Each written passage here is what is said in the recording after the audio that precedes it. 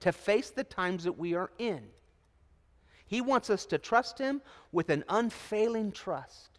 He wants us to know that He will never leave us nor forsake us, even to the end of the age. He wants to get us to the place where we are familiar with His voice, familiar with His word, and effective in our testimony. What's God's end game in you? Here's another illustration of depth. Because not just faithful as the sunrise without clouds, but also this. Like the tender grass springing out of the earth by clear shining after rain. What did this sound like in song?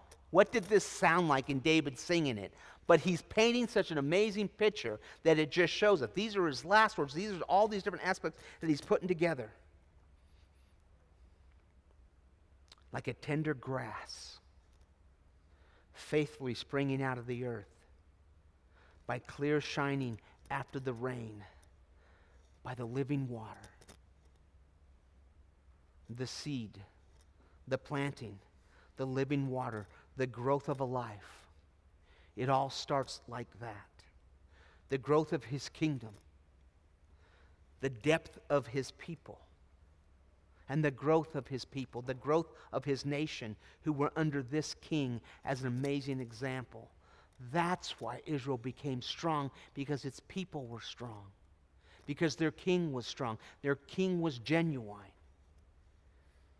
Their king was a man after God's own heart. As we lead our families, as we, in many respects, are the example to the world of what a Christian looks like, that's what we need to look like. If you've spent time with the Lord, it is evident. If you haven't, it is evident. But the whole thing is this. It's God's faithfulness.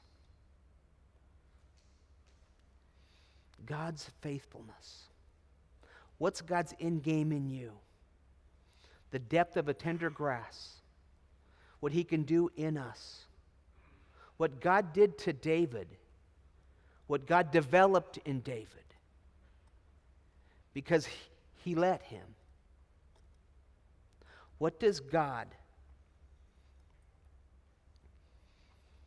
do in you? Exactly the same. Exactly the same. The template is the same.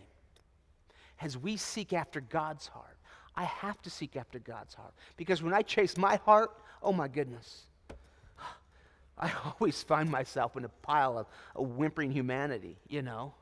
But when I seek after God's heart, I grow. When I seek after God's heart, in the middle of something I can't explain, I have no idea why this trial is just on top of me or on top of my family. Because God's doing something, and all I have to do is hold on. I can't have answers, but God has given me, sometimes years later. And other things I won't know and you won't know until we enter eternity and we'll say, wow, God, that was why that happened. You changed everything. It was hard, but you had a bigger plan. In the midst of all the chaos, you had order, and I didn't see it. Because His thoughts are not my thoughts. His ways are not my ways. And that's the thing, is like, as I realize that, the God whom I serve is way bigger than me, and it is up to me to trust Him, despite it all. He will do stuff. He honors that faith. To believe God is, and with Abraham, believed God and it was credited him as righteousness.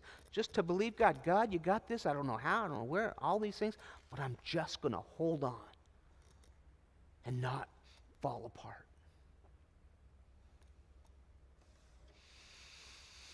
What God did to David in developing him, He can do and will do and has been doing, and future with us. Don't ever give up. Don't ever think it's overwhelming.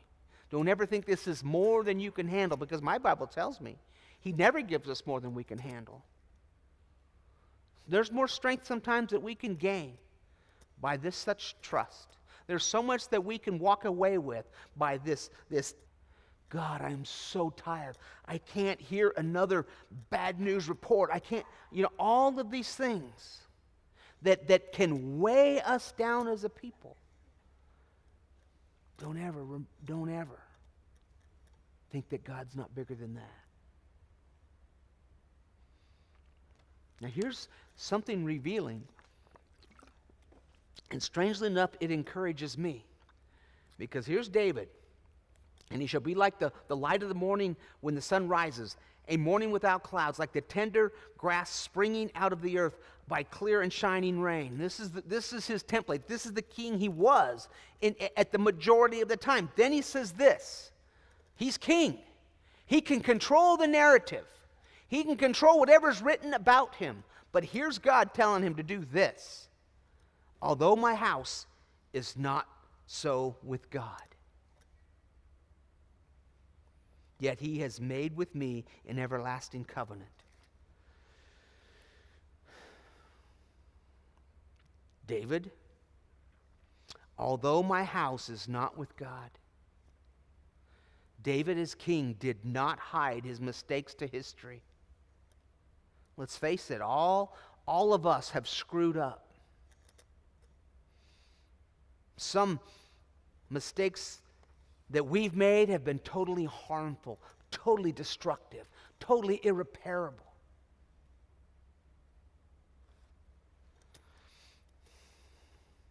To yourself, to others, or all of the above.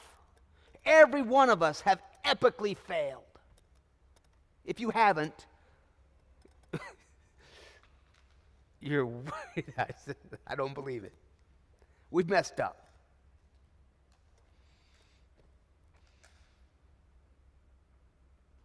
In David, relaying this gives us hope to carry on and not just give up and go home. He messed up and he owned it, but it cost him dearly.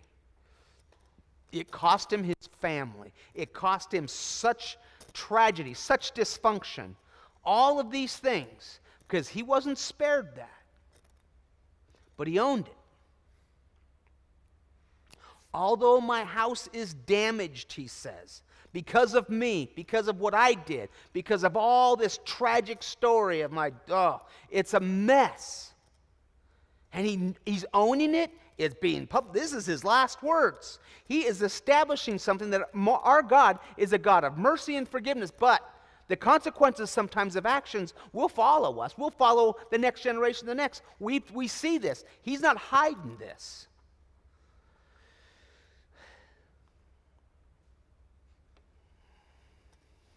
Although his house is damaged on so many levels, David says, and we studied it thoroughly, it's God's grace that impresses me. His mercy endures forever, and I cling to that. Although my house is not so with God, yet he has made with me an everlasting covenant, ordered in all things and secure, for that is my salvation and all my desire. Will he not make it increase? It's never over, you guys. Even though